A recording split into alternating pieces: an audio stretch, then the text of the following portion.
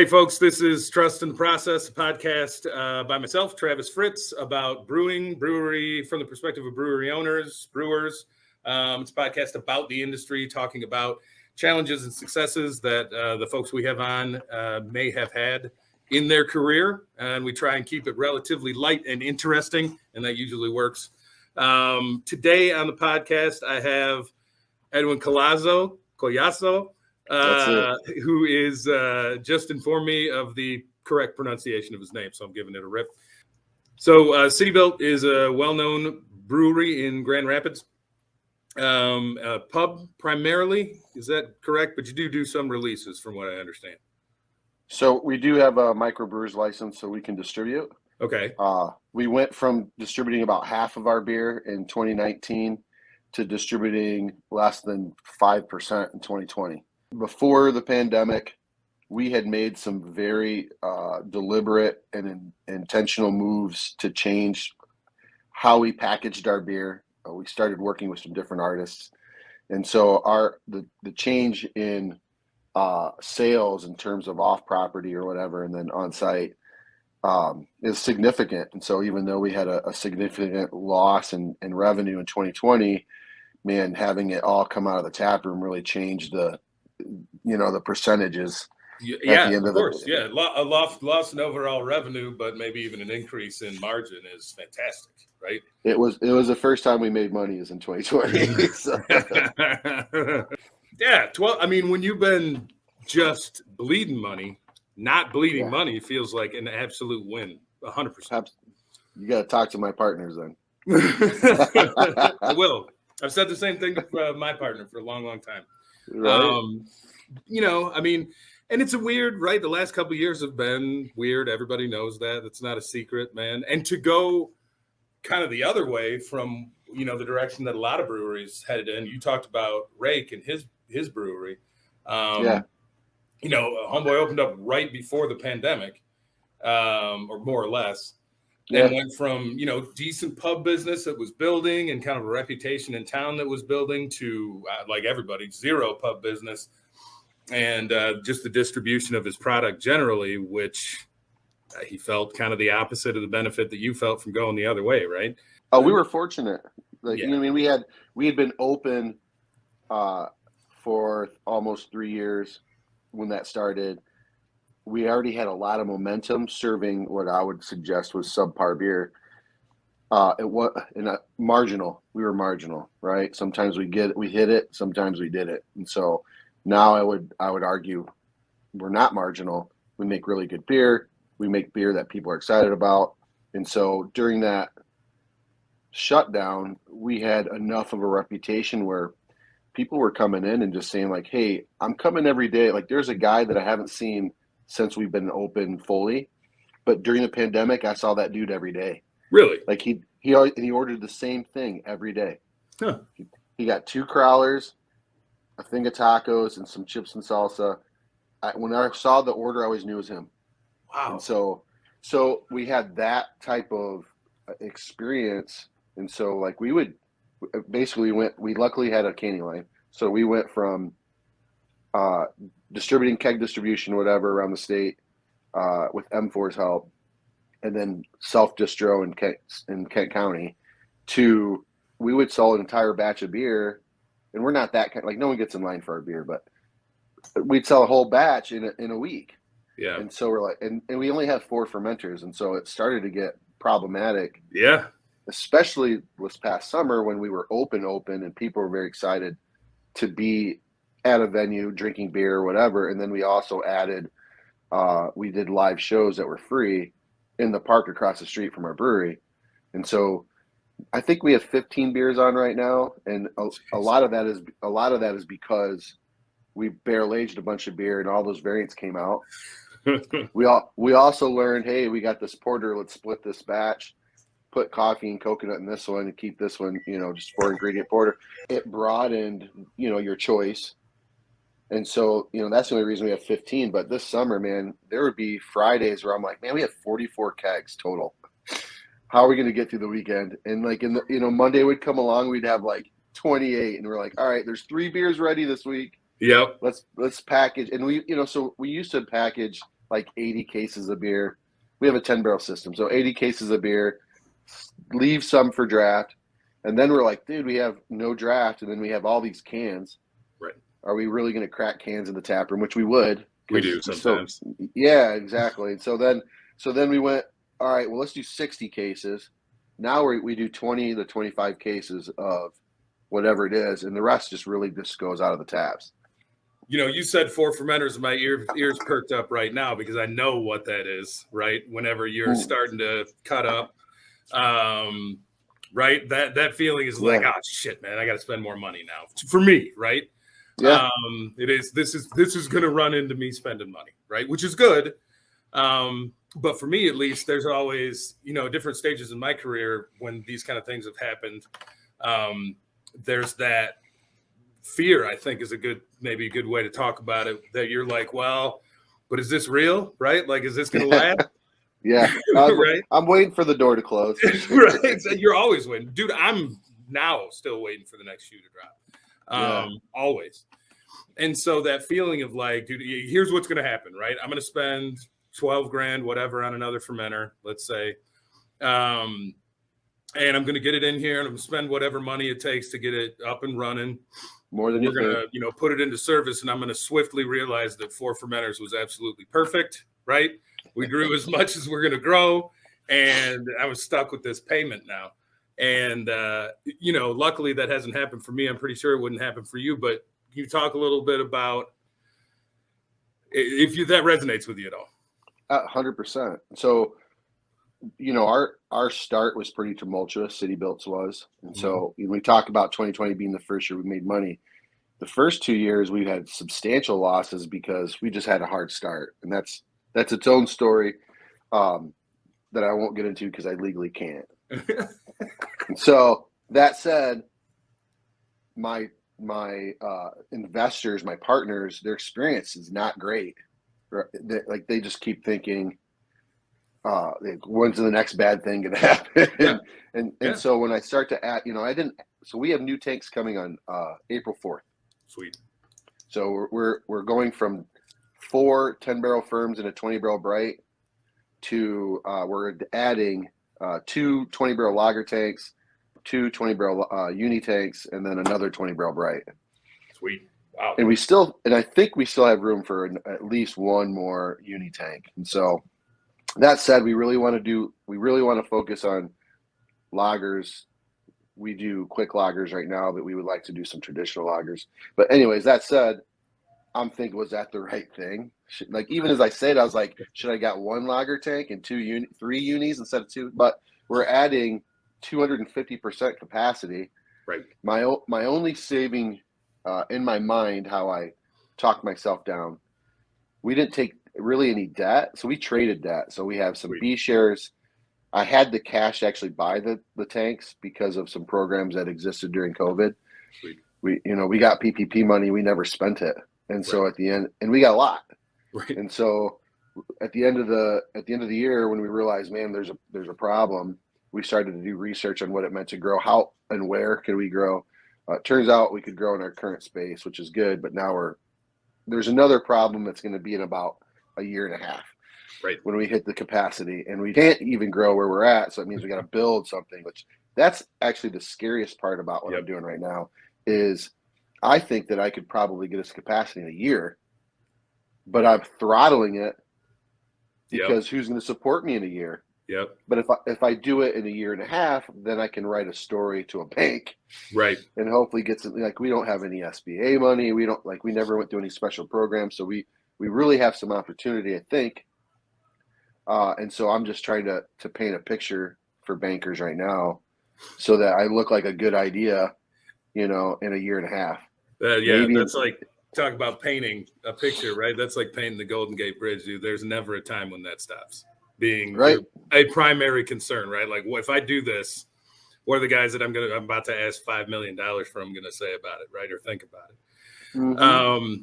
And really, I think that tension, that friction between what you want to do and those thoughts, maybe it's like making lager, you know what I mean? Like, if you're making a lager, you're putting yourself into a box, right? It has to be something specific in order to be that. There's room inside that box to be a lot of things, but if it's not a few fundamental and important things, cold fermented, Yeah. lager yeast, then it's not lager, right? Correct. And that box, at this 20 years into my career as a brewer, I like that, right? It's almost like borrowing inspiration, right? Because you can say, all right, well, it's not, what is possible to do with fermentation of grain, right? It's what's possible to do inside this box. And it kind of organizes your thoughts when you're trying to come up with something, right? Yeah.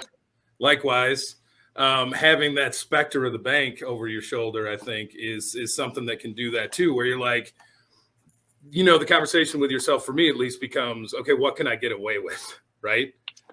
Always. Yes. And, the answer is you can get away with whatever the fuck you want as long as you're making money, right? Yep. So how to do that becomes the question. And if that is the question, then what precipitated your turn into, well, first of all, tell me a little bit about, how long you've been in the industry. I know people can find this on your website, but just briefly, how long you've been in the industry, what inspired you to become a brewer or come into the brewing industry, but what kind of beers as a drinker sort of inspired you to come in. Yeah. Maybe talk a little bit about what you guys were making at first and the relationship with that brewer or brewers that can remain unnamed if you wish, and then what you're moving into. Yeah. So I have a degree in education and I have another degree in child development. Jeez. I taught for 8 years. 3 years of those 8 were in a prison. Day one in prison was a long walk out of teaching because I'm a relationship guy, and it's illegal to build relationships with prisoners. So I wasn't teaching anybody. I was just a facilitator, had lots of days off, good insurance. And so I quit to do a job with a manufacturing company. That was pretty short-lived, but it was a really good business lesson. I jumped out of a very secure situation into a dying business because we were going through in 2007. So they weren't, I'm sure over on your side of the state, you saw all the housing developments with for sale signs on top of for sale signs on top of for sale signs. No one was building anything. And so my job went away. Right. So I became a financial advisor for Northwestern Mutual in 2007. And then I had a practice for 7 years. During the whole 7 years, I was homebrewing. My neighbor, who was eventually my partner, taught me how to homebrew. CityBuilt was never my idea. CityBuilt was his idea. He had a partner before me. That partner decided to kind of move on, and he actually left the state, leaving my partner Dave with no money and really no business. And so I was at Northwestern trying to make a transition, and I didn't want to transition back into teaching. I thought about teaching at a college level. None of that was exciting or appealing. And then in my practice, I had like a coach. And so my coach made me write this vision statement. And essentially my vision statement says, man, you're super mediocre. Stop being mediocre. You're built to be not mediocre. And when you're not mediocre, the people around you benefit, but particularly your kids. And I want to leave a legacy for my kids. 100%. And so then I was like, well, so I applied that to my business. I never made more money. Like, but I also didn't see my kids. And I was like, well, that's stupid. Like the thing that drives my vision statement is the thing that I left. And so while I experienced success and all my peers thought I was awesome for a moment, it wasn't necessarily I wasn't passionate about it. And so talked to Dave. Dave needed someone who could raise money. That was what I did for 7 years, is share an idea and ask for people to write a check and put it in my hand. So CityBuilt, when people ask if I was it always my dream to be a brewer or to own a brewery? The answer is not. I really just needed a job. I needed something I was excited about. I did not like the culture at Northwestern Mutual or in general in a financial firm. Yeah, dude. It's kind of a like a big swinging dick type of job. Soul sucker. And so in that, my thought was that CityBuilt could represent something in our city, and that we could treat the people that work for us in a way that would then maybe encourage them to love on the people who come into our space, which isn't always this. Isn't, you know, people who look like me in West Michigan sometimes don't get loved on when they go into places. And so our thought was, hey, let's be a space where, you know, everybody can come. And so one of our taglines is where cultures collide. And I think when you walk into our space, that's what you see. And so that was kind of the impetus behind CityBuilt. You know, A, I needed a job. B, I had a skill set that would help my partner Dave get to his goal. In the end, he's still an owner. Dave is. He doesn't work at CityBuilt anymore. He was our brewer, but he's still an owner. Just that I'm so afraid because of my vision statement of being marginal and mediocre. And so we would go into these dumb, you know, like 7 months in like an IPA challenge, and we submitted a brew, and I was like, dude, you're not even trying to win. Right. Right. And he's like, well, we don't have to win everything. I was like, no, we have, yes, we have to win everything. Yeah. That should be like every time best foot forward. So we should want to. Yeah. Try to. Absolutely. Right. Yeah. And so we didn't always align on beer style. And so when CityBuild opened, we were doing like green tea chamomile pale. We did the smoked peach wheat.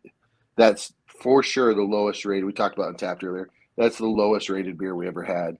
And my grandma didn't smoke, so Grandma's Kisses, which was the beer, like I never got it. But it was a smoky ass wheat beer with peaches in it. And so we did we did all sorts of spices in beer. But you guys were we had a reputation for decent beer. It's just I've always known you for having a reputation for decent beer. And that's me not being a dude who is out and about in the craft beer community much. You know what I mean? So I don't know if there's been, little shots of fuck these guys out there or whatever, but I haven't heard any. Sure. Well, sometimes I'm sure it's happened. But that said, you said decent beer. Like I never want anyone to describe our beer as decent. Well, right. Or good enough. That's in an effort for me not to overstate and kind of buttress the point that you're trying to make. I mean, I went there and I remember that I don't remember what the beer was, but you had poured me something, and I think that we had a conversation about brewing or whatever. You know what I mean? What kind of beer you like or whatever. And whatever you poured me, I think it was maybe it was a porter or a brown or a stout. It wasn't there's no fireworks in it at all. It was just a solid, good beer. And for me, by the way, that's pretty high praise. I mean, I think that's a high bar, right? Particularly in today's ingredient beer that's clean and tastes what it's supposed to taste like. Yeah. And that I can tell what you're doing when I drink it, right? Yep. That to me is it's sad, but that to me is a really high bar now. Like it's cool that you smoke peaches or mango, chocolate, bourbon barrel or whatever. Yeah. All those things are fine, right? And I think that brewers should experiment with them if they wish. But I mean, God knows I can walk into a brewery and taste whether or not that's what you've primarily done with your career, or you spent some time learning how to be an actual professional brewer, right? Yeah. And it's judgmental, and I get shit for being judgmental all the time. But I'm not saying you shouldn't do that. I'm just saying if that's all you can do, then you ain't really worth much. You know what I mean? Well, you'll do well as long as that's what everyone wants. As soon as it changes, then you're stuck. Right. So we talk about that a little bit. You then, what was the year that CityBuilt opened? In 2017. 2017. So May of 2017. So we're coming up on 5 years. We're going to close a bridge that's right next to us and put on a party. Killer.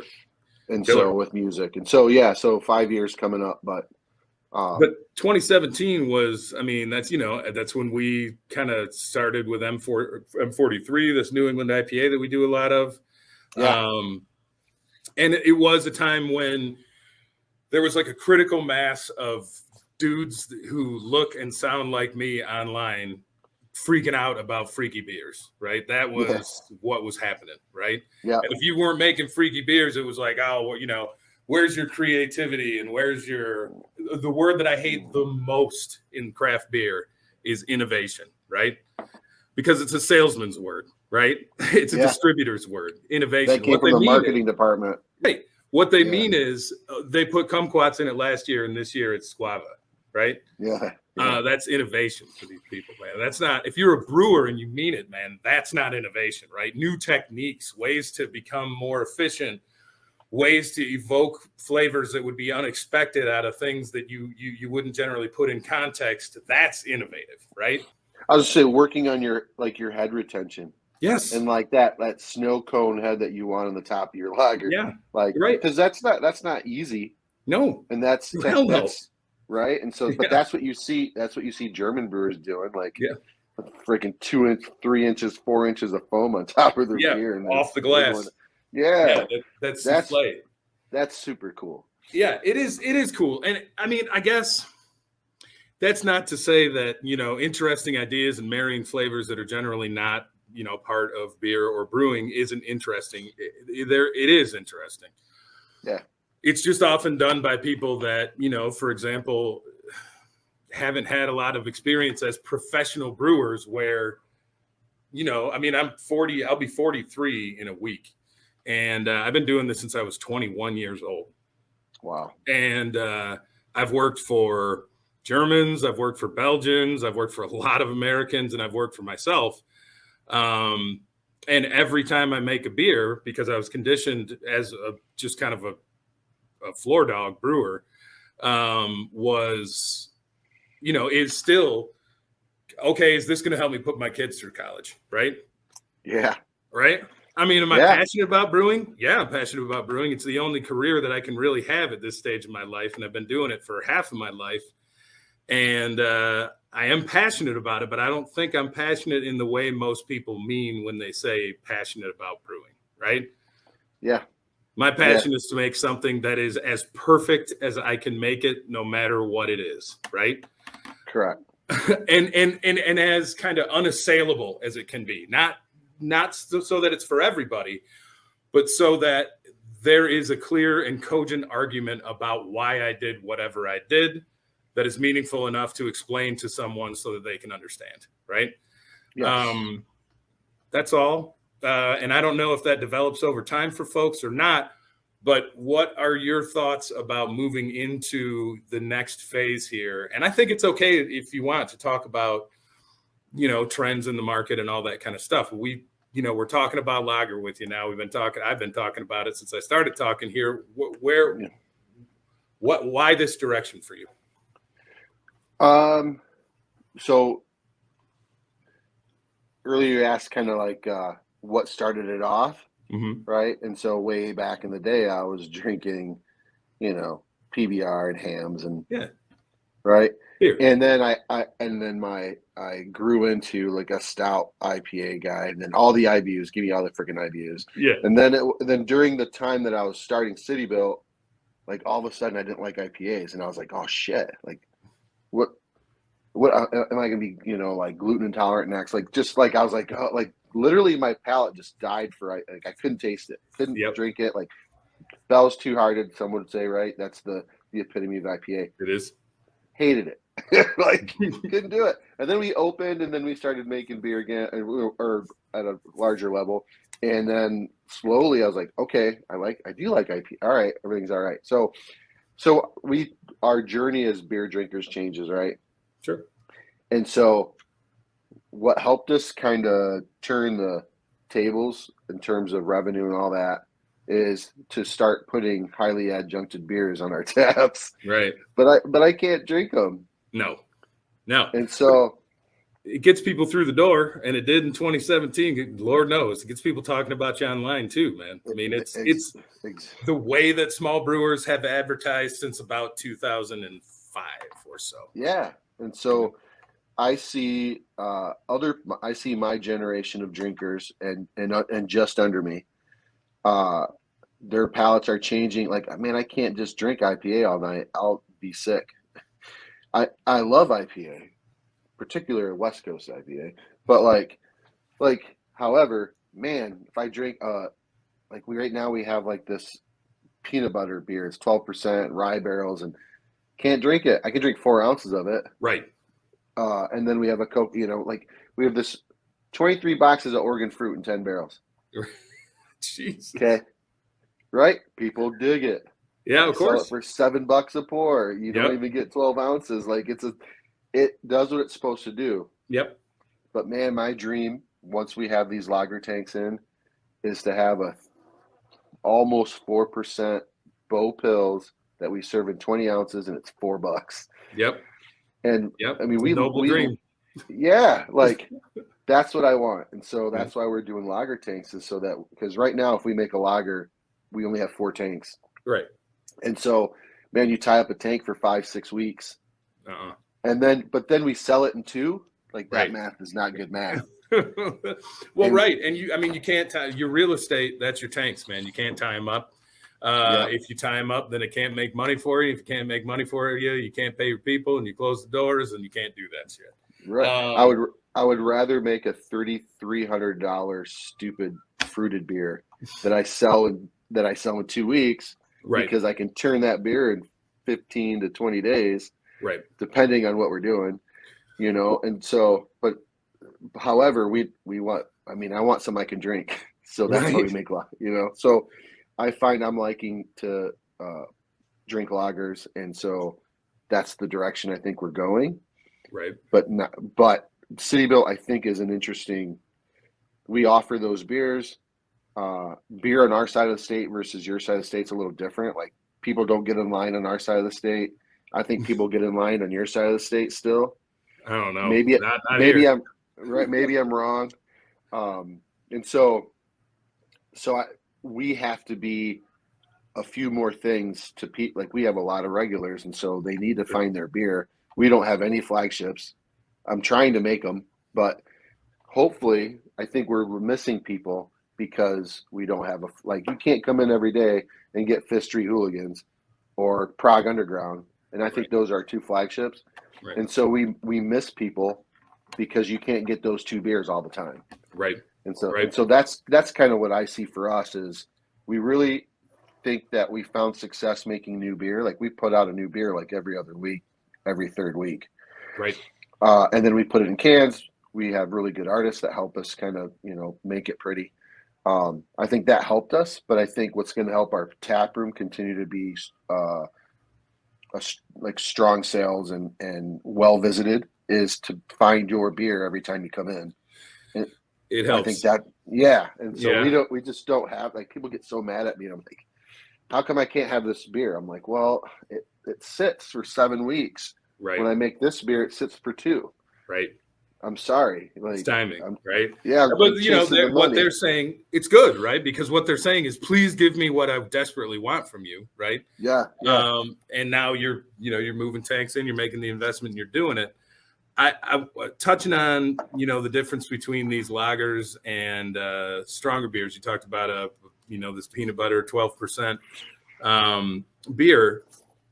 You had said, well, it's a beer, I can drink 4 ounces of, and that, I suppose, runs into drinking culture, right? Not beer culture as such, although it does run into beer culture too, but just drinking culture. So what I mean by that is, for instance, my family weren't big beer drinkers or drinkers really at all.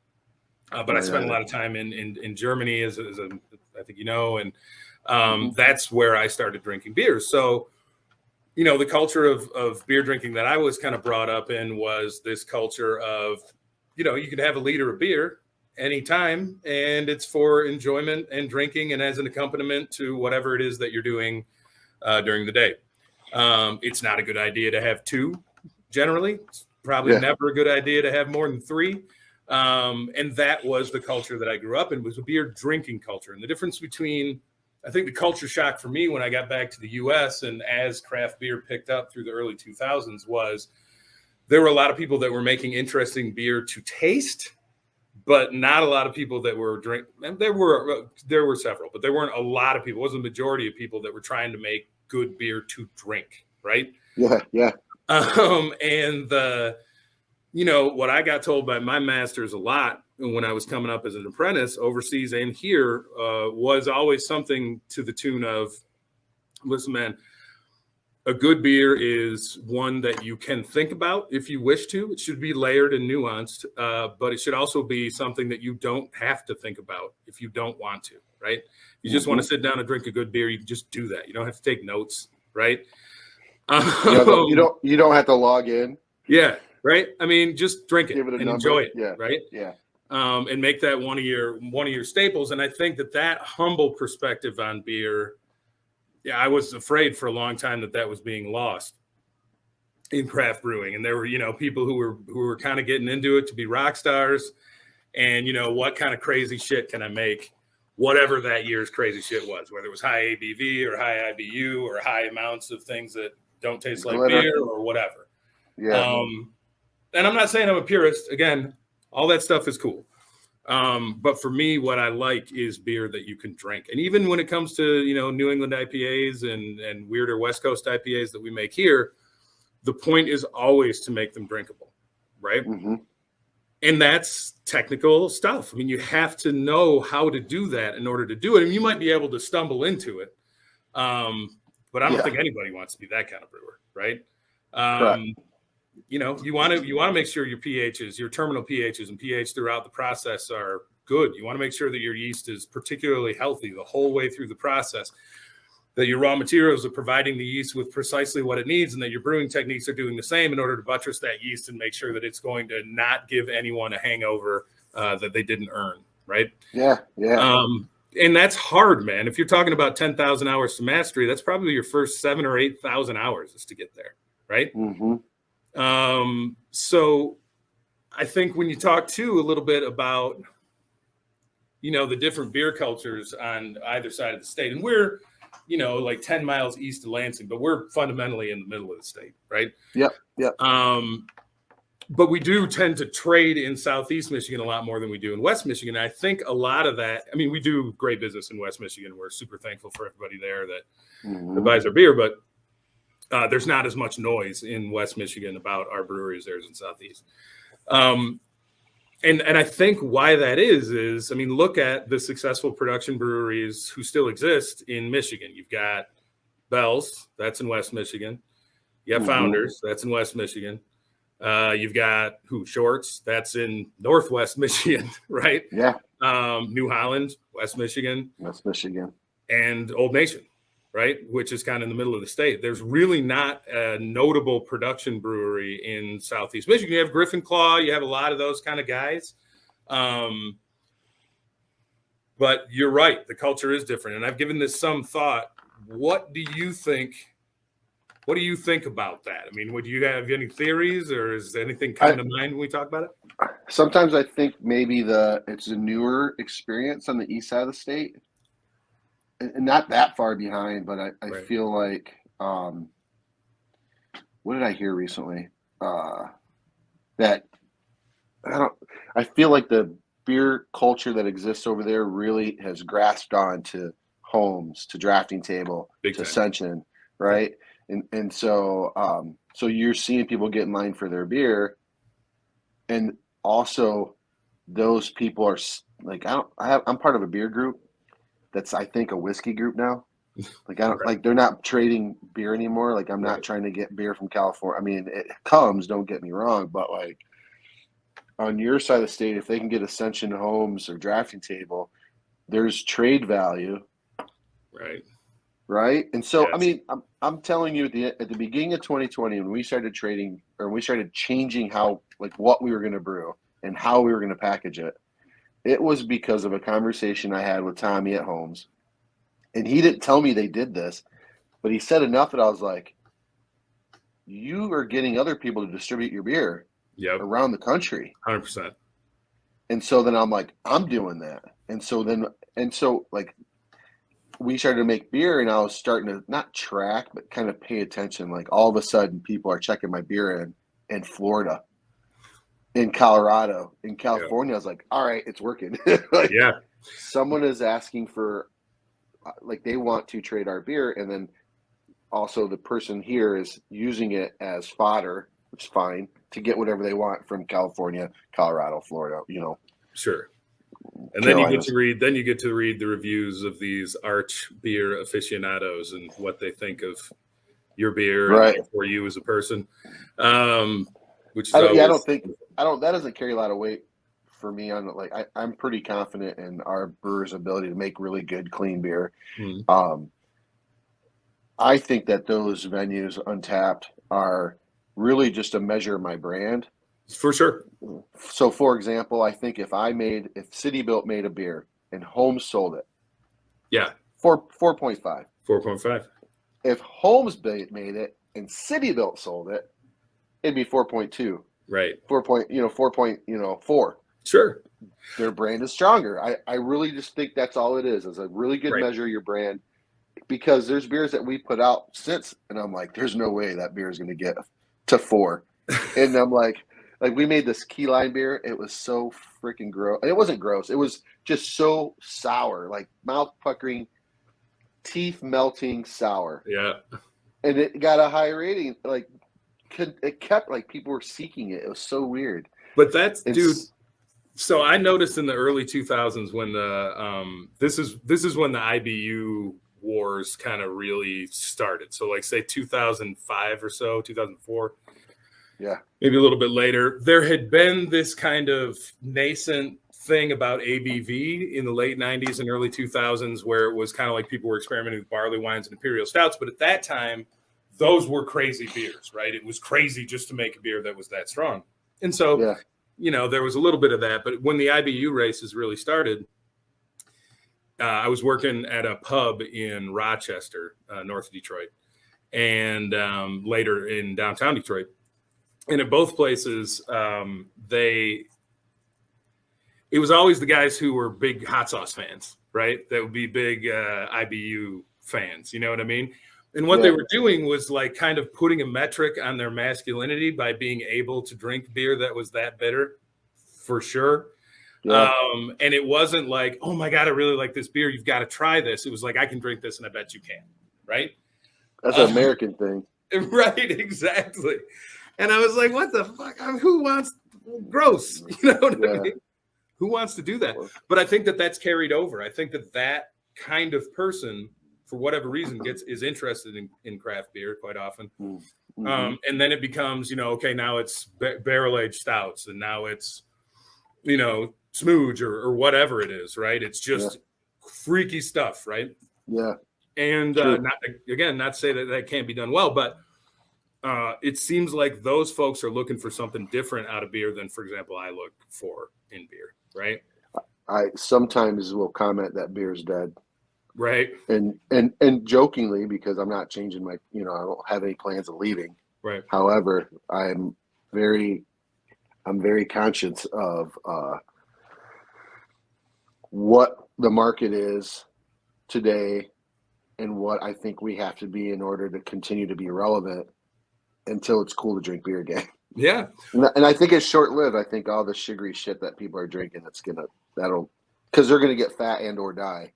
And of diabetes or whatever. Sure. And so, and there's a lesson in that. And so be like, oh, maybe we need to go back to the lagers and just eat a wheat beer and just a 4-ingredient anything. Right. A beer. Right. Yeah. And talking about these nuances instead of the stuff that's just going to absolutely break your nose. Right. Because it hits you so hard. I wonder when, we're a brewery, we're in 20 states, we sell beer in Europe, we get great ratings on Untapped. It's all fantastic, right? We're lucky that way, I think. And I think we worked hard for it, but I think that luck had a lot to do with it, for sure.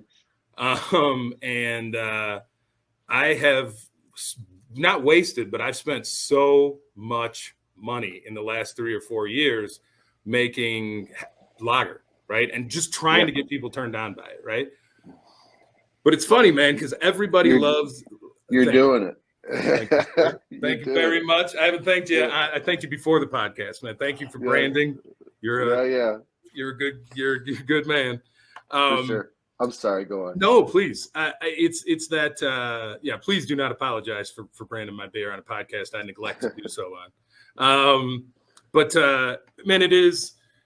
I mean, hundreds of thousands, more than $1 million, right? I've just spent, right, making these lager beers over the last 3 or 4 years to almost no real effect, right? Yeah. And it's not like, I mean, people love like an underdog story. It's like, oh man, last year this guy was selling computers, and this year, he put in a 5-barrel system, and he's making 12% gingerbread beer, and it's great, right? Which is fine, right? Yeah. But the story that we're telling is, here's a dude who's been doing this literally middle-aged now. He's been doing this for half his life. He's had all these like successes doing this thing, right? Making lager beer, and learned overseas. And I mean, it's been his whole entire life. And he's trying to share this with you and talk to you about it. And people are like, I don't know. Right. And it's like, God damn it. Yeah. Best lager ever. 2 stars. Shit, forget it, man. I'll just make another New England IPA. But, I mean, that's out in the market, man. And here's an example of that. That Fritz lager is the best lager I can make in Michigan. I can't make a better lager in Michigan, right? Yeah. I would be a cocky asshole and challenge anybody to make a better lager than that in Michigan, right? And I think I've earned that kind of confidence. But it got picked up, for example, at Kroger, because those guys are beer geeks and they kind of get where beer is headed. And Meyer said, no thanks, right? Meyer, for whom we make literal millions of dollars a year out of a space on their shelf the size of a size 10 shoebox, was like, nah, we don't know. You know what I mean? Lager. There's a lot of lagers, right? Yeah.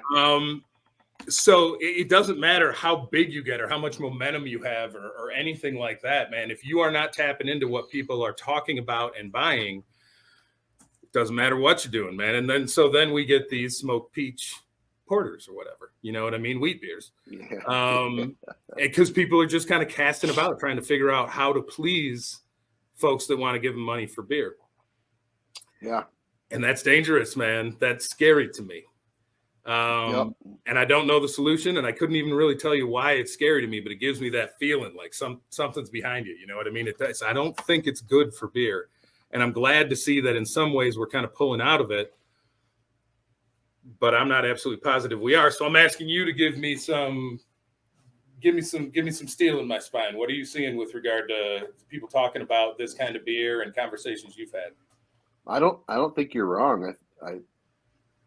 I think that there is a trend towards lager. We're not the only one. Like, we were going to get a foeder for a lager, and we're like, but we only have X amount of space. And my distribution partner was like, you're going to waste that much space to do something that, he's like, you could just put another fermenter in there and you'll make so much more money. And I was like, you're right. And so done. And so we didn't do it. No. But when you walk into, I hang out with the guys at Mitten quite a bit. Those guys are good guys. So when you walk into there, they have like 3 lagers on.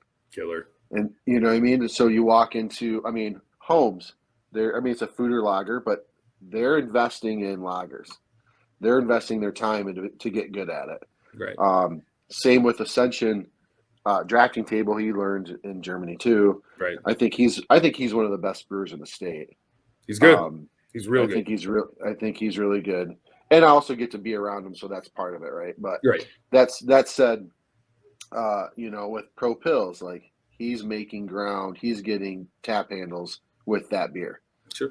Brew Detroit, they're doing lagers and selling lagers around town. Yeah. The Mexican lager. Yeah. So I think that I think that's the trend. And I was at 7 Monks and there was a lager on, and it was $8 or $9. I was like, what the hell? And then I was like, well, and I thought, am I charging too little? Right. But also ours was like 6. And so, which I still thought was kind of high, but considering what I charge them for the keg, but that means they can sell it. Right. right? That means they're selling $6 and $8 and $9 lagers to consumers at their space, and so they're priced to market. And I do think that that's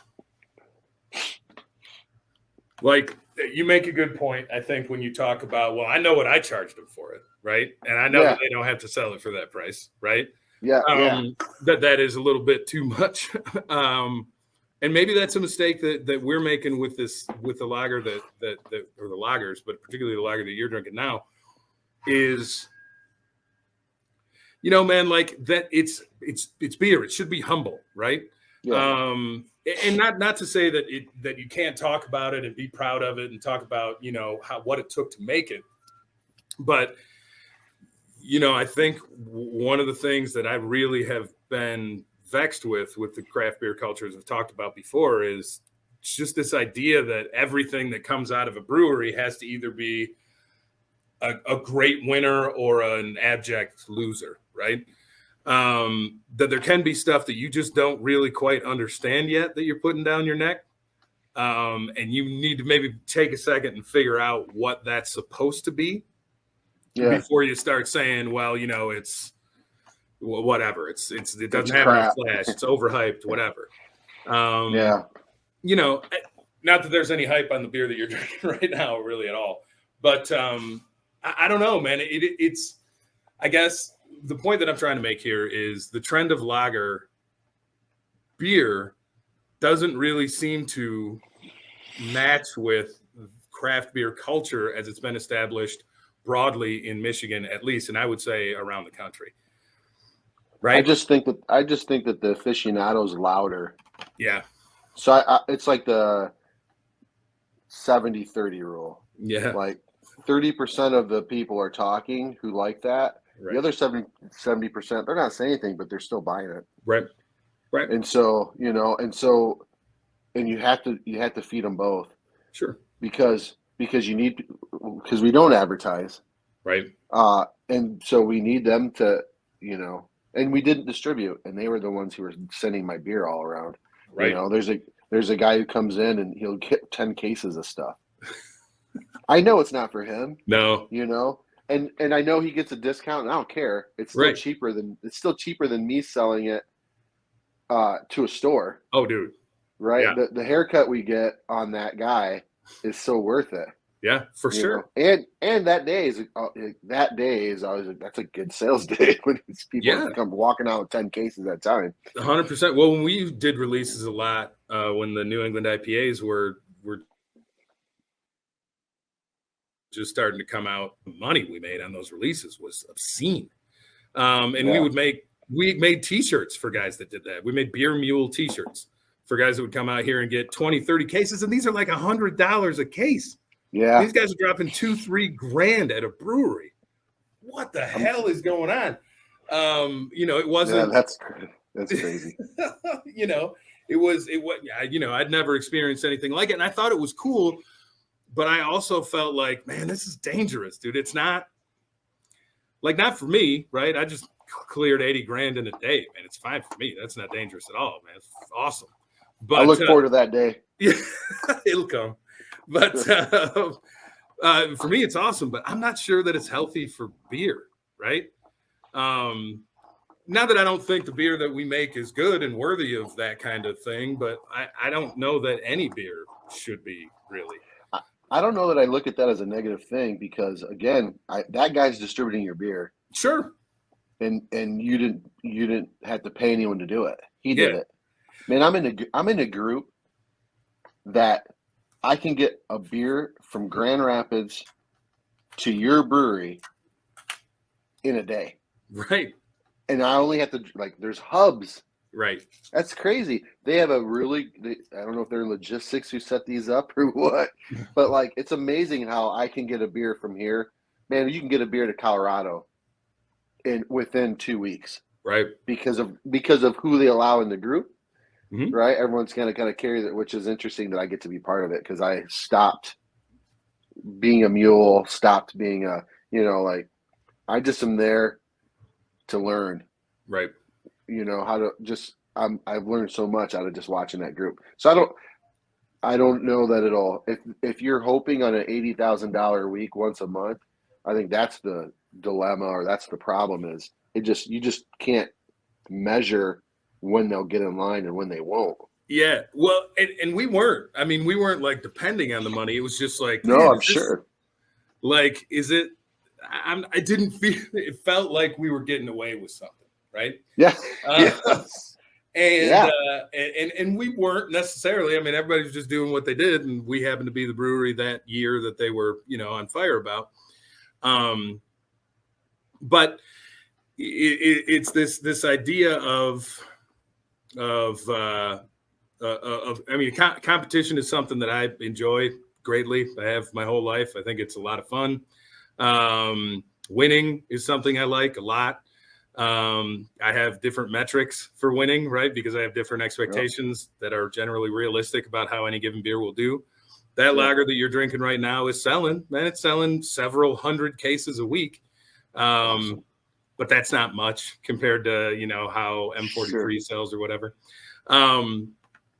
And I guess my drive here and what I'm trying to talk to folks about, like yourself and others that I've spoken to, is just like I think about this job as trade work, right? My dad was a machinist. My grandfather was career military. My uncles are all tradesmen. Everybody I grew up around in a small town was a tradesman. That was the path to nobility that I understood as a kid, right? Yeah. Was nobility. With your hands. Yeah, through work with your hands and the proper application of your tools and the things you learned and pride in your work and all that kind of stuff. Yeah. And so for me, when I see some ratty kids that put a brewery together and put a bunch of raspberry in a beer and everybody goes nuts about it, I'm kind of like, huh? I mean, doesn't make me mad. But I'm like, man, I guess I'm looking for nobility, and maybe that's stupid, but it's made me a lot of money. I don't know how stupid it could be, I don't know. Does that resonate to you, I understand the perspective 100%. Yeah. Like, just, I mean, I'm going to be 48 this year. Right. So, but I've only been in the business for, I'll just say 7 years. Right. Because that's when I started the track. And, but I've been in enough other situations to see a different, like the different point of entry breeds a different type of approach. Right. And so, and like, just like every generation, like your old guard, right? And you're looking at the softness of the new guard, right? Right. And because I feel that, like, right, just in general, like, just like we were talking about pandemic and how it's made everything change, it's made everyone softer. Yeah. And or bitter. I can't figure it out. But both a lot. But that said, like, man, when CityBuilt opened up, here's who else opened up at the same time as us: Creston, New Holland, Atwater, Jolly Pumpkin, Harmony Hall opened a second location, Greyline, one other brewery, and those are like all those breweries I listed were in our neighborhood. They were West Side breweries, and then CityBuilt, and then I'm having to talk with investors about saturation, and I'm like, "There's no saturation. No such thing." And they didn't know what I knew, but they still could feel that every guy who had a 5-gallon kettle was trying to open a brewery, right, or had an existing brewery and saw the opportunity in Grand Rapids and then moved their brewery here, all in the same street, which is kind of weird too. It is, but it was all cheap property, the West Side, which right, is a bummer because the West Side is just the best part of the city. I agree. But that said, Creston went out of business. Atwater is almost closed. Creston then got bought by Saugatuck. Yeah. But so Saugatuck's down the street, and I was actually kind of bitter about that. I used to call Bridge Street Carpetbaggers Row. You go spend your money there, it all leaves. Right. And as a guy who's very engaged in our community, who in our business spends a lot of time connecting with there's a few different circles that we have decided that's who when we have money, that's where it's going. You know, same here. And so, and I'm like, you're stealing from those groups. Yep. Because instead of coming to my space, they're coming to your space. So when Saugatuck bought Crescent, I was super salty. And then I went there, and there was enough people at the front to greet me. Yep. Like 4 people tried to get my beer order. I got a beer and food in like 10 minutes. And it was a different experience. Right. And not to say that I'm not trying to talk shit about the old Crescent. I'm just saying it was managed well. And as I left, I was like, how can you be salty about the fact that they just invested in this neighborhood? This neighborhood's better because they're there. There you go. And so, I kind of changed my, also like, are you just mad that there's competition? So I had to check myself really. Right. And so, but like we kind of shined in that group, and Gray Line makes awesome beer. They just don't talk about it. Is Sam still the brewer down there? Do you know? I don't know that. Is he like his brother-in-law? I don't know that there's any changes. Okay. I mean, Sam, I know, opened that place up, and he is a monster. He's at Gray Line. Yeah. Working for Nate. Yeah, I don't know. Sam's the only dude I know, and I haven't even talked to Sam in probably 6 or 7 years. But we were never really close, but we worked together actually at Atwater years and years ago. And he was, he was a monster, man. He was doing it right. He was hardcore. He was absolutely concerned about the right things, and he was, he was. They make really, really good beer, man. Dude, then it must be. Yeah. They do such a good job. So, So, I'm not sure. I don't think you're wrong to be like, what the heck? Because really, you're not wrong to feel that. Well, and can I say you said check yourself, and for me, it's not being angry that there's competition necessarily.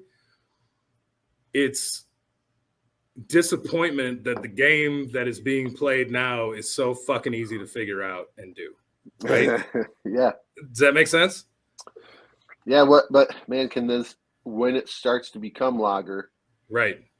When it starts to be, I mean, there's certain fruits we can't get right now because Oregon was on fire a year ago. So there's beers we can't make that we used to make. And so when you don't have access to that anymore, because there's a whole sustainability conversation. We're not talking about that, but there's a sustainability conversation when you're putting 23 bags of Oregon fruit in a beer. 100%. And so when they can't do that and they're forced to make clean beer, no adjuncts, you can't hide behind adjuncts or coffee. Nope. Like as a home brewer, I can tell you, I hid behind coffee a lot. Like, of course you did. Why wouldn't you? Right. But now, but now if you can't, what I love about our brewer is when we are like, hey, we have take space.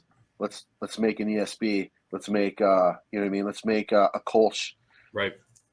They're super good. They're so good. He does such a good job, And so we're right now we're making a porter. Like we have a porter that we've kind of built a brand around. However, this guy comes into CityBuild and just loves on my staff. Like he'll tip the kitchen $100. It's called a night out. Okay. So he all the time, like once a week he comes in, he tips the kitchen. He's a retired guy. He gave one of my servers who was going on tour for his band $400. He's like, here's some gas money. Jeez. So his name is Rich. And so we're like, hey, we asked him, and he doesn't know this, but you always get porter. What do you like about porter? Right. And what would be your ideal porter? And he's like, well, it'd be like 5%, 5.5%, under 6. And it would be chocolatey, but not have chocolate in it. Yeah. And it would be, so he was describing a 4-ingredient porter. Yep. And so we're doing it and we're going to call it Living Rich. Perfect. Beautiful. And so because this guy, Rich, he's just living his best life. And so at the expense of everyone around him, he just loves on everyone around him. Right. And so I'm excited about that beer, I really actually think that brand has legs, because who doesn't want to say, I want to live in Rich? Yeah. Absolutely, man. So, I love 4 porters. I'm not giving you a secret. You probably already know this is great stuff, but I love 4 porters, Simpson's chocolate malt. I think that is one of the shiniest, deepest, not chocolate, but chocolate malts around, and is so, man, adds this depth of flavor to a porter, particularly, which can be kind of ashy sometimes. You know what I mean? And that depth just kind of comes up and really supports that sort of that smoky carbon kind of ashiness that sometimes comes in porters. But somebody told me about it years ago, so I tell everybody else about it too. That's man. cool. I'll tell awesome. my brewer about it for sure. Our brewer came from a homebrew shop. That's how we hired him. Oh, he knows that. He had a conversation about how hops and malt work together every day for 5 years. And as a result, I'm excited for this porter because I know that he thought about it. Right. That he put, his experience into like it was so specific, like you talked about being in the lines or the box. Yeah. Like I'm very confident it'll come out really good. And so so we have that, but I've been into some breweries in Michigan that are hype breweries where you go to taste their 4 ingredient simple beer and you're like, oh, what's that? Like just completely surprised that.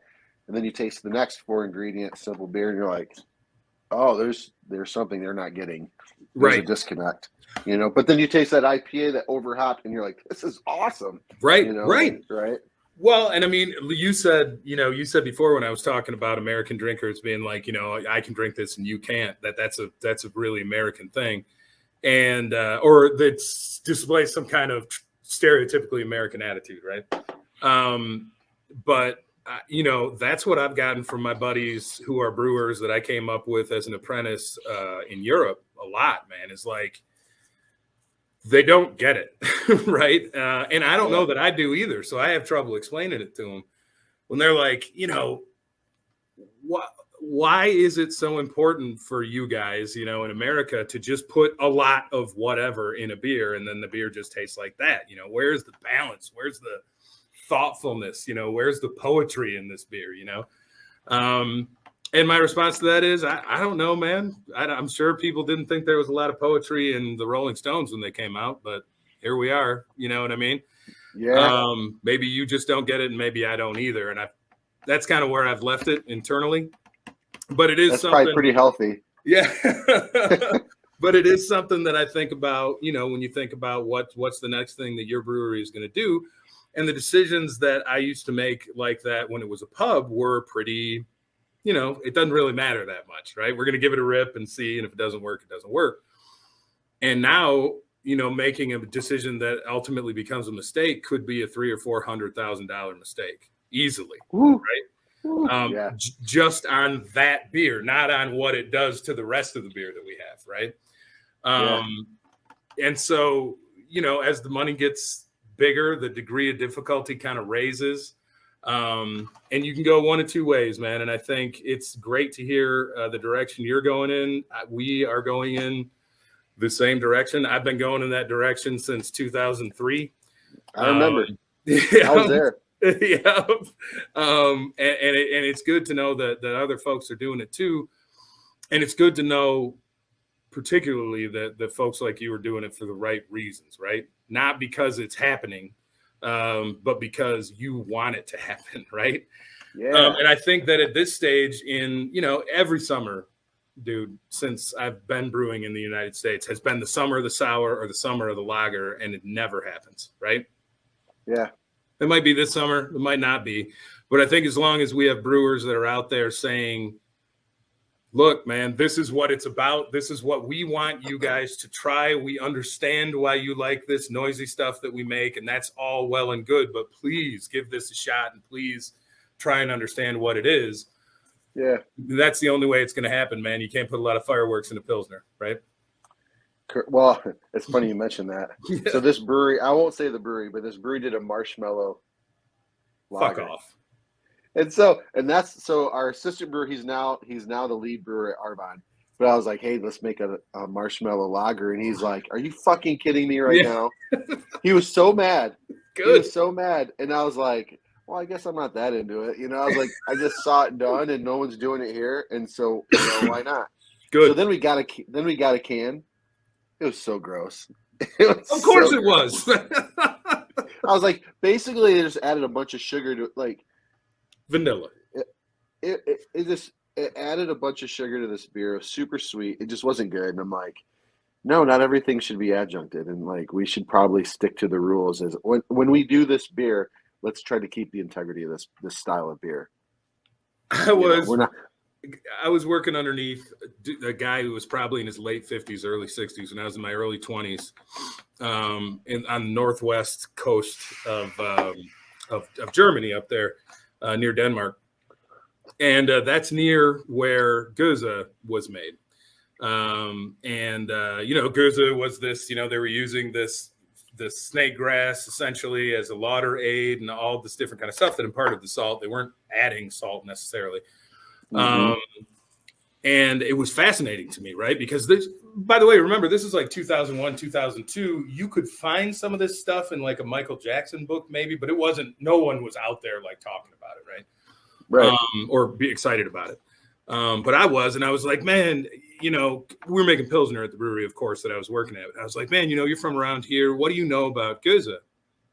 And he said, and I mean, I remember this really clearly because he looked at me like an ant, and he was like, well, let me ask you a question to answer that. Mm-hmm. Why do you think people stopped drinking Goeze? And I was like, I don't know. Why? And he was like, because they had any other choice at all, right? No one ever liked it. And I mean, I'm sure he's exaggerating, right? But sure. No one ever liked it. And as soon as Pilsner came around, everybody was like, oh shit, beer can taste like that. I'm drinking that. You know what I mean? Yeah.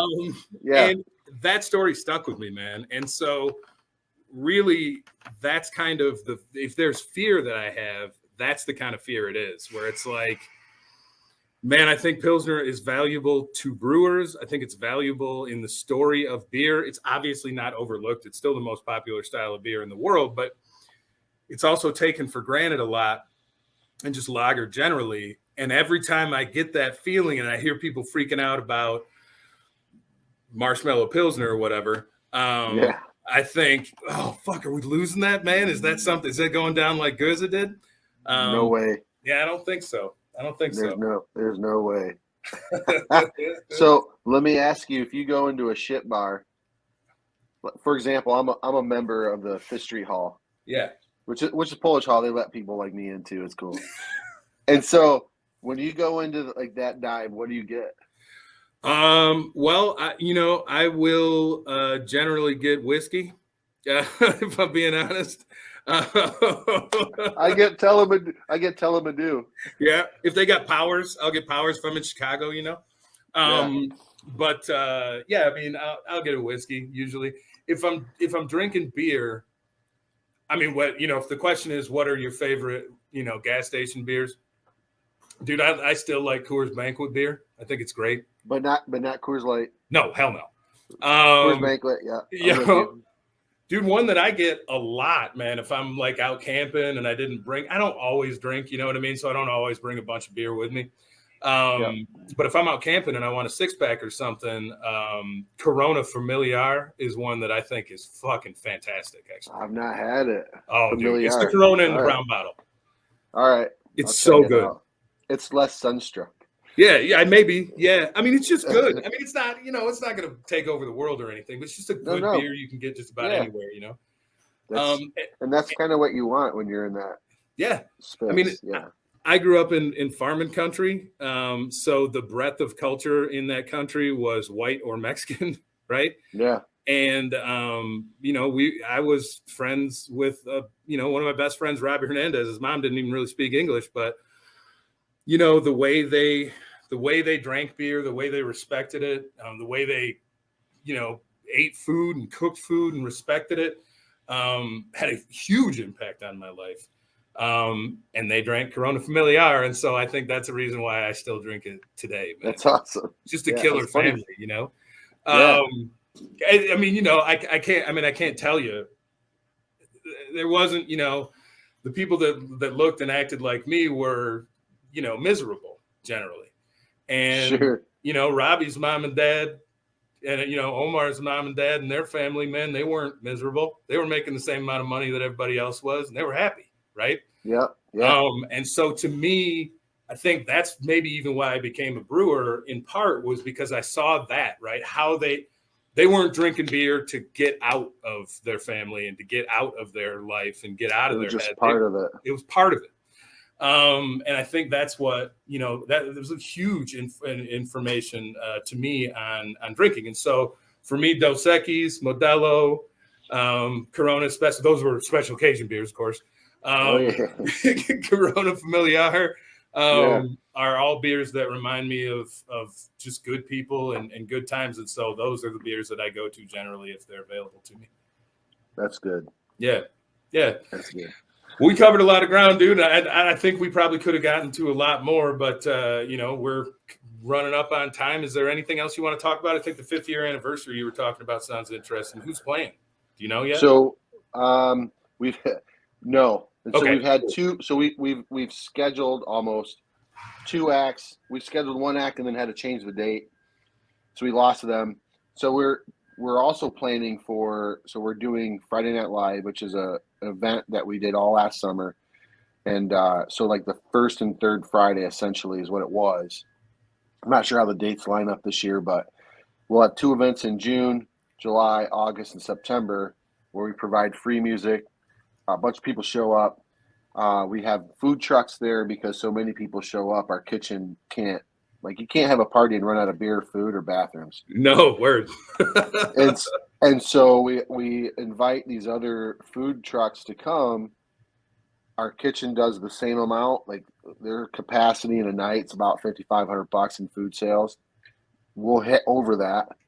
If it's more than that, they just have a shitty night. They can do more. Yep. But when they go home, they're pissed. Yep. And so what that does is allows them to stick around $5,500. Our beer sales are tremendous, which is good. We're part of a social district, so you can get a beer at our walk-up window and then walk across the street with it. So nice. We're excited about that. We're for the 5th year anniversary, we're closing down the bridge, the 6th Street Bridge, which is located just south of us. We'll have music, a beer festival, and then we're raising money for the Grand Rapids Public School Foundation. Killer. Which my kids go to Grand Rapids Public Schools. They're both part of after-school programs, and this organization is what makes those after-school programs available to kids that can't. One more time with the name, please. Grand Rapids Public School Foundation. Okay, excellent. So that's fantastic. So yeah, we're excited about that. Before this conversation, I heard that you're a Run the Jewels fan. No, dude. Yes, not really. In the same way as a lot of people, dude. I've been playing guitar since I was about 8 years old. And I am a rock and roller and folk kind of dude. But I do appreciate anytime people do things that are pushing boundaries and super fucking interesting. And in that way, I am around the jewels. Okay. Yeah. All right. So I'll tell you that story because it came up. And so, man, I had an artist. His name's Kyle DeGroff. Yeah. And another one named Elliot Chaltry. And I was like, hey, I want to do this beer. These lyrics. Into the murk, into the haze, into the fray. Those are lyrics in their songs. Nice. I was like, those are hazy beers. That's a layup, baby. That's a layup. Yeah, 100%. And so I'm like, we have to do this. I was like, there's 4 albums. Those hands are iconic. Can you please give me a face? So if you see those hands, what's the face look like? Draw that. Right. Nice. So then we're always working from behind. It feels, and so. I get my art. I've already got cans. I've got Brights with no label. Yeah. Into the Fray was already in cans, and Into the Murk was about to go into cans. And and he shows me this art, and the hands are on it, and I'm like, fuck. Yeah, and it was your. Yeah, and I was like, but yeah, it was that. Yeah. And so I'm like, but I don't have time. And if I ask you to make a revision, I'll get it maybe in a week. Nah. So I'm like, let's just run it. Who cares? Yeah. So we ran it, we labeled it, it went pretty good. But then I heard from their manager who happens to be from Ann Arbor. Okay. And he happens to be from Ann Arbor. And so he's like, hey man, saw your guys' beers. really impressed, like the quality of theft, basically. Like the quality of theft is like high end. Like you guys really did a good job with these faces, but like you stole our IP. What the fuck? Right. Let's chat. And so That's a good way. And so I was like, all right, well, let's chat. So we talked, and essentially they were, I think they were feeling me out. How big? Like, wait, do we have a Old Nation size brewery, and or do we have small Citybuilt size? Yeah. I was like, man, it's 10 barrels. None of it went into distribution. All of it sold out of our tap room. Most of it went in the tap, but we did have cans. Right. They're like, well, mail it to us. So when I mailed it to them, I had my artist develop these stickers with just the head, like the rest of the head, because on the cans you were missing a forehead. Right. That goes from here down. And so in that, one of the heads had RTJ like scribbled in the which is now like a tattoo on my quad. Nice. So like I mail it to them, and they're like, man, again, great job on the art, but we really have a problem. And I was like, what? They're like, you literally wrote RTJ on the can. I was like, no, we didn't. I was like, we didn't. What are you talking about? She's like, I'm looking right at it. Like, what are you talking about? She's like, well, you put these beers in a box, like, so we made boxes for them. And then basically all four sides were the four different cans. And I was like, oh, man, I was like, we made that for you. They're like, what? I was like, we had that made because we're mailing it to you. I was like, those are the only four boxes. Right. With that art on it. And they're like, oh shit, really? And so like I went all the way. Yeah. And so in that, and so man, those guys don't like beer. I think that LP has a friend who owns a brewery in New York. Yeah. And that's his connection to beer. But I'm pretty confident that like Killer Mike drinks cognac and whiskey like us. Like he does, right. You know what I mean? So I have the ability to continue to use that stuff at a cost. Right. And so, but the cool thing is one, they didn't sue me. Yep. Two, I actually made some good relationships with their marketing person, who's also the marketing person for Pipeworks. Okay. Sure. And then I also, we got to be part of the collab, which was for the release of whatever video game that was, Cyberpunk. Okay. And so, and then they won awards. And so every time they won awards, our name is listed. Hell yeah. As being, so like, it worked on so many levels. I would suggest, like in 2020, that was one of the things that it didn't put us on the map, but man, did they, like the light was firmly placed on CityBuild. Well, I heard about it, man. And if I heard about it, then it was something everybody heard about. You know what I mean? I'm coaching baseball or trying to run this bitch. You know what I mean? Yeah. I don't really hear much about what goes on. Right.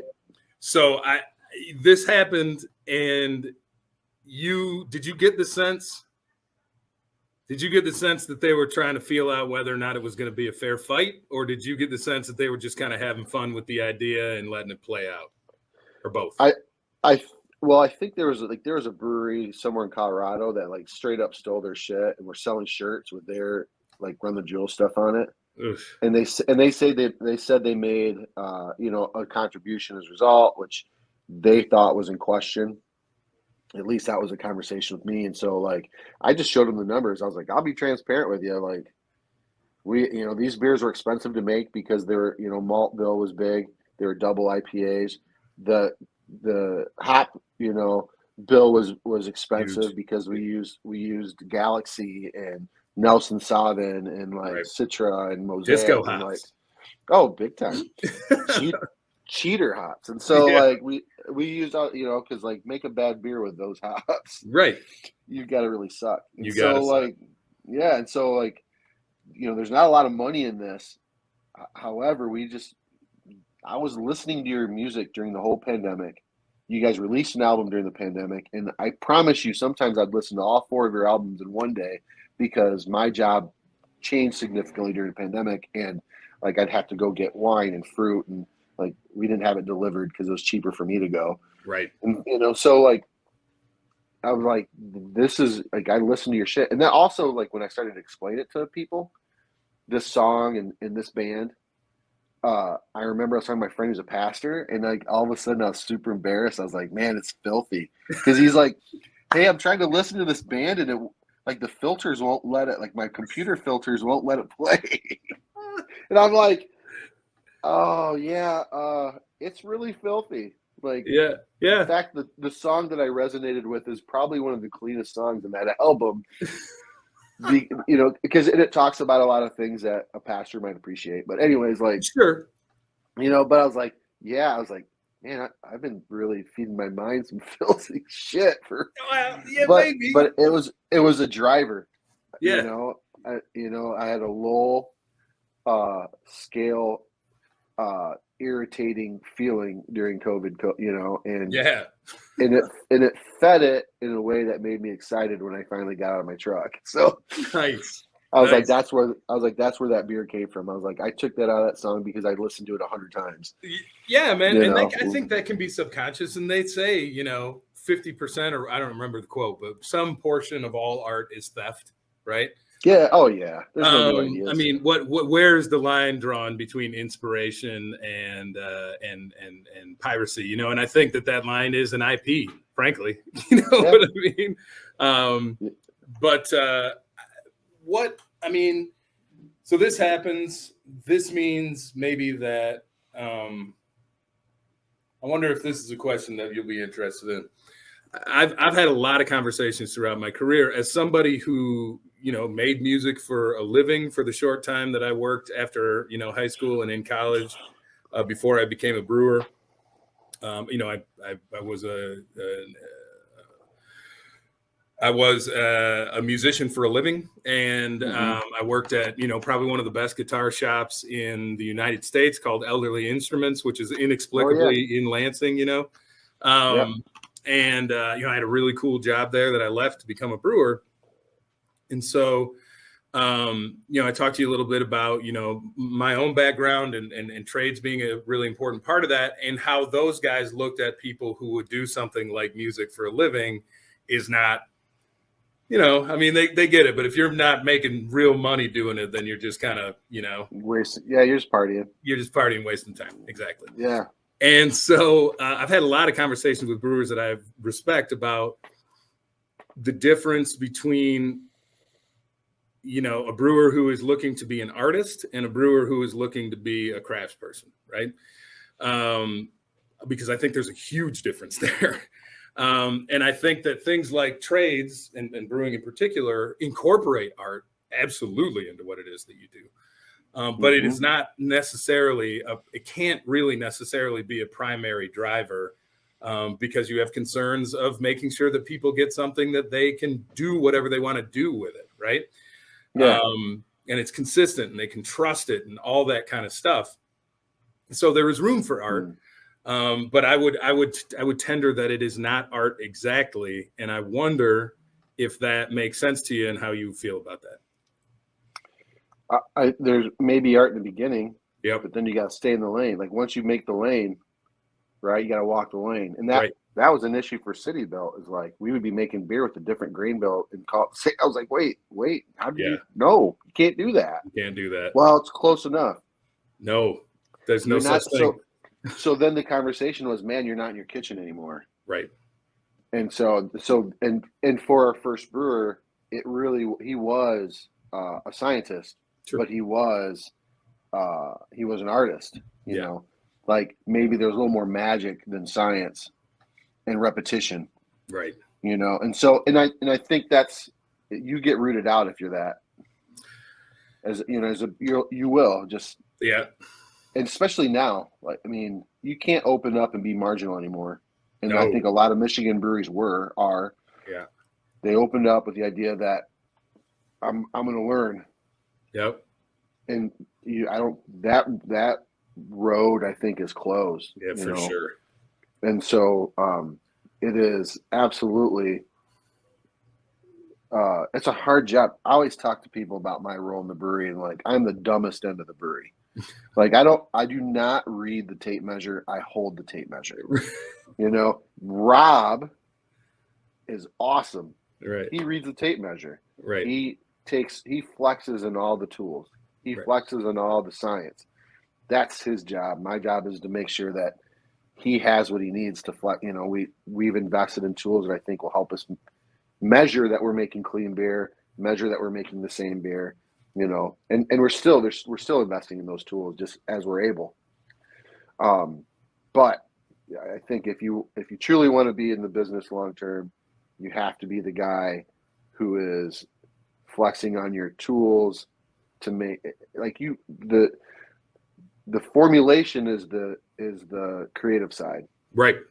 But And even that's in that, like when you're on Beersmith, like it tells you how far you are in or outside of the line of whatever style you're trying to make. this Like, is not even this in that, is not, there's a lane. this is not me bragging, but I still do all my recipes longhand. I still do all the equations by hand. I do all that shit longhand. And I think that's because that keeps me honest, right? I don't have to do that shit, man. I got 14 brewers who could do that, right? Yeah. But it keeps me honest about it. And it keeps me aware of, frankly, the process of doing that keeps me aware of problems that I wouldn't necessarily be aware of if I hadn't done that work myself. Does that make sense?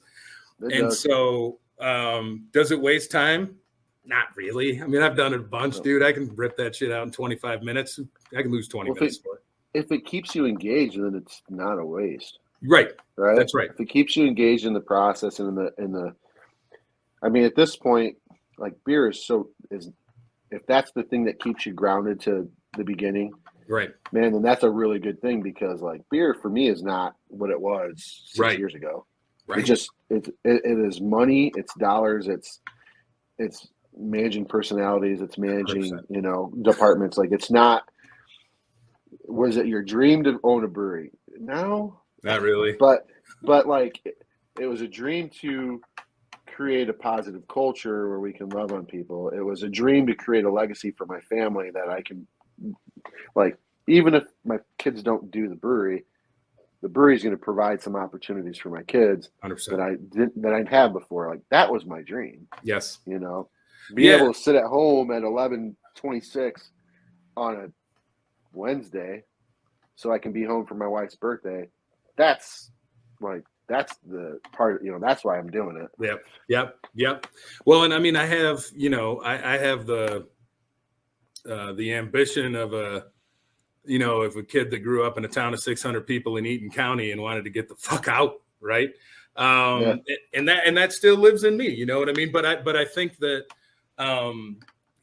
doing that work, doing that, mathematical work and all that work that nobody needs to do that shit anymore, right? Sure. Because Beersmith exists and all that kind of stuff. But what it does for me is it's the transition, right? It's like in a good piece of music, right? The turnaround, where it is, okay, now we're all inside our own heads and everything's really fuzzy and we're coming up with an idea and we think it's going to work. And the rubber then begins to meet the road. You're kind of warming up the engine when you do those equations. And when you do all that work, so you can say, okay, well, now it's real then, right? Now it's quantified.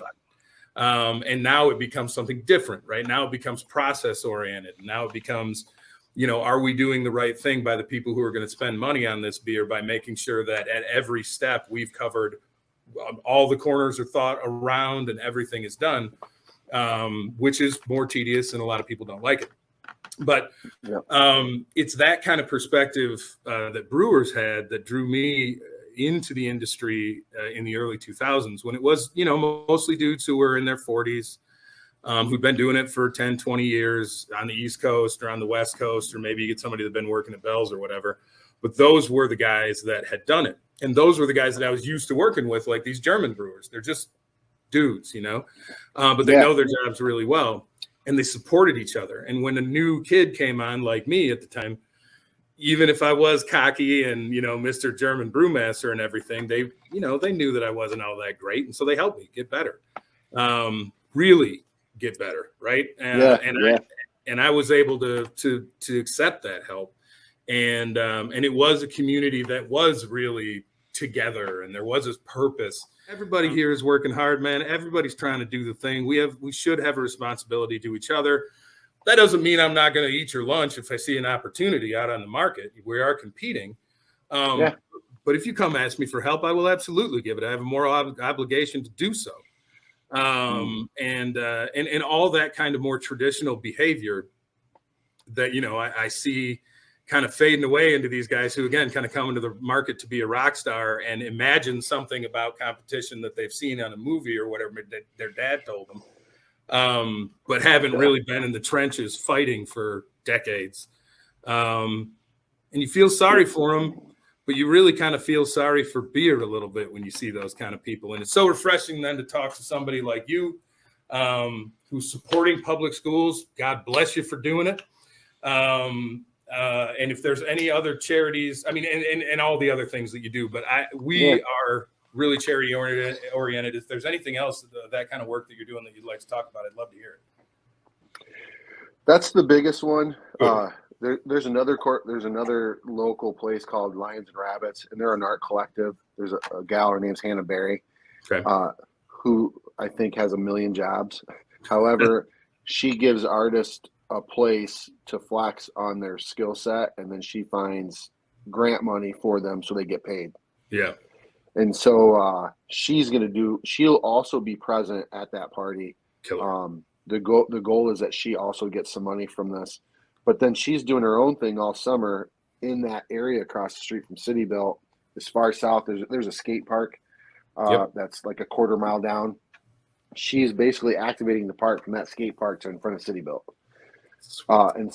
And with shops and things like that. So she's an impressive individual with a really neat vision for, I mean, all the murals you see, I'm pretty confident that's her finding a way for, you know, that's how I met our artist. You know, we won an award for one of our cans, which is a voting thing, right? USA Today.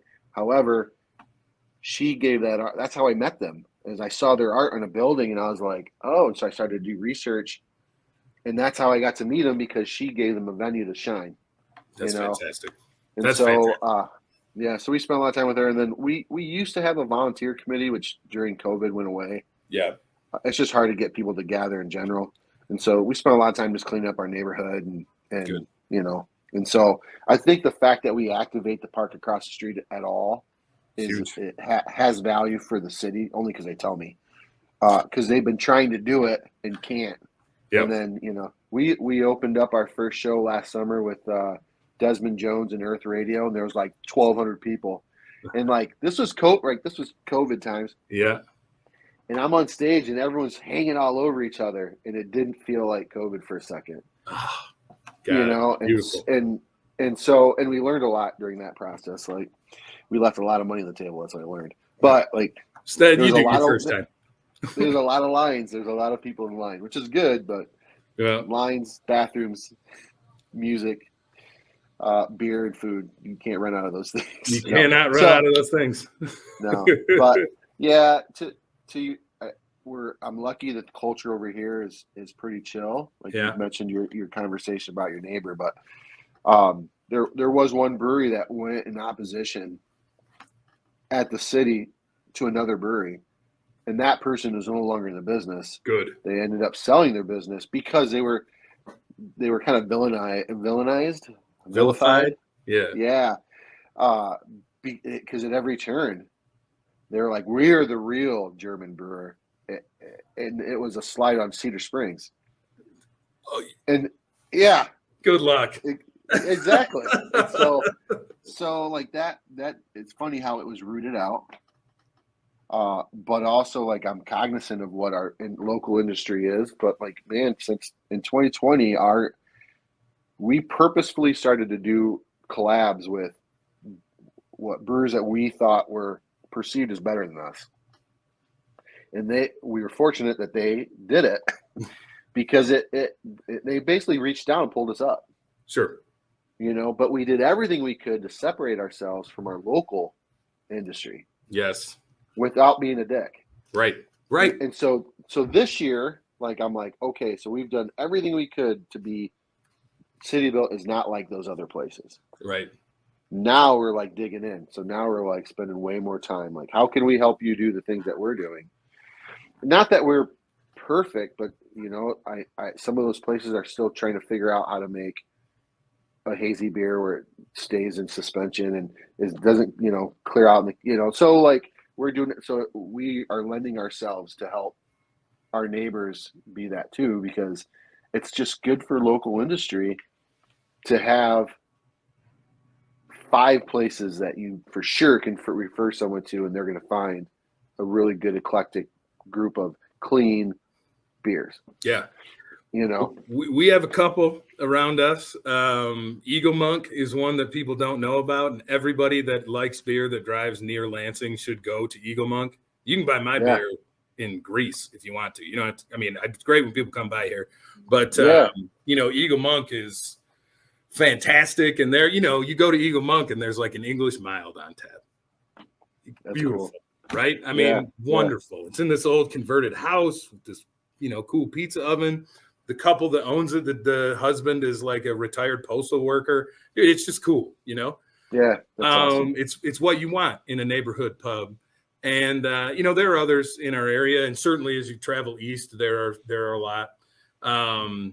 But you know, what I think, what I miss is brewers sitting around drinking beer, talking about brewing, not about marketing.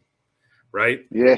Like, man, you're not, you know, like it's cool. You watch what's going on social media and all that is great and everything. But I just, you know, I want to talk about making beer, right? Like what problem did you go through and how did you solve it? Right. So I don't have to go through that, or vice versa. Yeah. What did I have happen like that, so that we can all make better beer? And that still exists, but I feel like, you know, the people I talk to now about it are the same people I've been talking to for 15 years about it. Right. Certainly. So anyway, we'll see how it all shakes out, man. I mean, I don't think it's a dire thing. I think it's a good thing. And I think the way forward is exactly, for what it's worth, what you're doing. Not necessarily your pivot to lagers, but just community focus, community support, making a difference where you can make a difference instead of having an opinion about something that you could never make a difference about. Right. Assuming that's meaningful. It is not, right? No. Yeah. Make a difference where you can, I think, is important. And it gives you meaning and all kinds of stuff. So kudos to you. Thank you. And I wish you and your people the absolute best moving forward, for what it's worth. And I'm excited to come down and visit whenever, you know, I got time to leave Williamston, which isn't that often, man. And I welcome you and your people up here anytime, of course, man, if you get the chance. Thank you. Yeah. Well, and if you're coming, man, let me know. Of course. We'll take time. Okay, good. We'll take time. Yeah. Thanks for hanging out, man. It was really good to talk to you. It's definitely a better conversation than the 3-minute one we had when I met you first. So. Well, we're both busy. It's good. Yeah, man. You seem, I mean, yeah, I'd love to talk to you again. We'll stay in touch. And like I said, man, I know it's hard to find a reason to come out to the east side of Lansing very often if you don't have people here. But if you find one, man, come on out and let me know. Will do. Thank you. All right. Thanks, Edwin. Yeah. We'll talk to you soon. Cheers. To get different perspectives on work, on philosophy toward work, and on the brewing industry specifically. My passion is to make something that is as perfect as I can make it, no matter what it is. Right? Man, you're super mediocre. Stop being mediocre. You're built to be not mediocre. We kind of understand that medium molecular weight proteins is the key. Yes, exactly. They weren't drinking beer to get out of their family and to get out of their life and get out of their head. It was just part of it. It was part of it. And I think that's what, you know, that was a huge information to me on drinking. And so your first job as a brewer is to not give anyone a hangover they didn't earn.